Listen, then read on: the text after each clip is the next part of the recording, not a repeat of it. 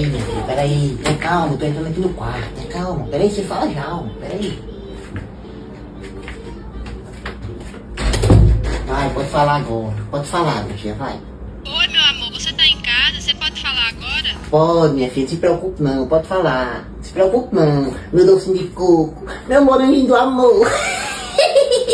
Gostaria de saber se você já me mandou aquele dinheiro lá que eu te pedi. Ah, meu Deus do céu. Tô, minha filha, eu tô aqui com dinheiro. Eu vou mandar então um pouquinho a mais, não foi diferente? Vou mandar um pouquinho a mais. Quer pra você comprar um presente aí pro bichinho? Eu sei que o bichinho é meu, né? Cabeçãozinho. Eu adoro esse cabeçãozinho, você não sabe? Tá certo, então. Tu pode me mandar uma foto tua? Vixe, aquela foto minha, olha. Vou mandar agora.